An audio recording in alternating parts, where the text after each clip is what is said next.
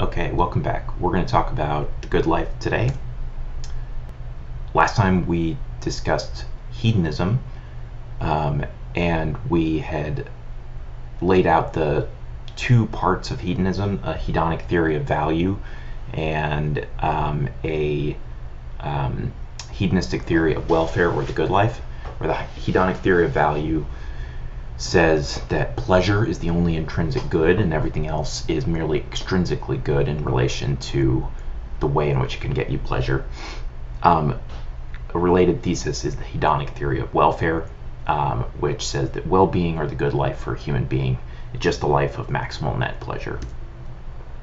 So that's this life down here at the bottom. HPE, or the hedonic version of psychological egoism, says that as a descriptive matter, every human action is ultimately motivated by the desire to attain maximal net pleasure for its own sake. So these three theses, you can think of hedonism as referring to the conjunction of all three of them. Hedonic PE is just a description of what actually motivates us. We're after maximal net pleasure, and the other two theories kind of give a bit of explanation of why it is that we're set up that way, because according to the hedonic theory of welfare, the good life consists in maximal net pleasure, so it's kind of no wonder that that's what we're after. That's what our self-interest consists in. And the hedonic theory of value tells us that it's pleasure that are the only basic units of goodness in the world. So as we saw, this view, hedonism in general, but hedonistic PE in particular, face a couple of problems. We discussed the challenge posed by the apparent reality of morally heroic acts that seem to only be explicable in terms of selfless motives. But perhaps an even more powerful argument is the experience machine argument. And that argument goes as follows: if hedonistic psychological egoism is true, then I would want to plug into the experience machine. So would you, so would everyone who was thinking rationally. Because if psychological egoism, the hedonistic version, is true, what we ultimately want is positive, pleasurable experiences. And you can get that in the experience machine. And you can get the most possible.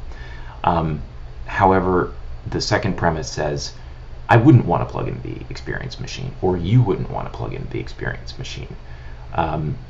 If you don't buy that second premise, then you're not going to buy this argument against psychological egoism. Most of you, though, seem to think, I have reason not to plug in. Therefore, it follows via modus tollens, HPE is false.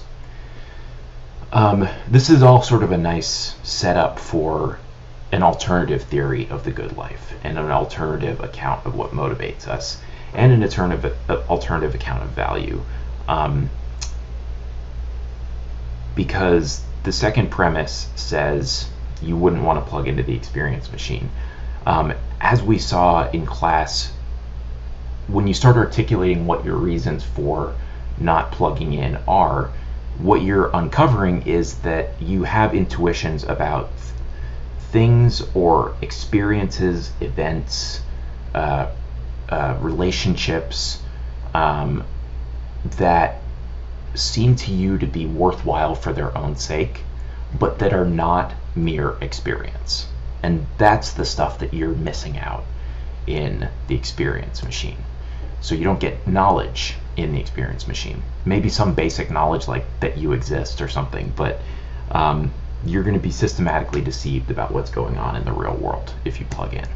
No freedom, arguably. It's hard to see how you're exercising autonomy in this pre-programmed machine. You don't really have any real relationships. I mean, the things that you're interacting with that you think are your friends and family, even if they're perfect duplicates of your actual friends and family, they're computer programs of some sort. So there's no real relationships, no real love even if you can be tricked into thinking that that's what you have. And finally, there's no moral virtue in the experience machine. It may be morally praiseworthy to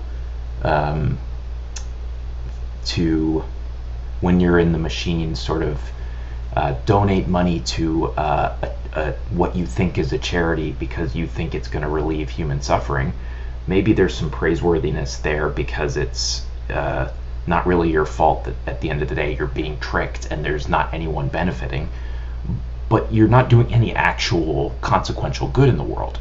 And so there's just a breakdown there. It seems like moral virtue may not be entirely about the consequences, but there need to be some real consequences of a well-motivated act for it to count as one that's virtuous. And so arguably, at least, that's something that we want for ourselves, to become virtuous, good people, that you can't get in the experience machine. And arguably, to plug in would be itself an act of extreme selfishness and maybe viciousness.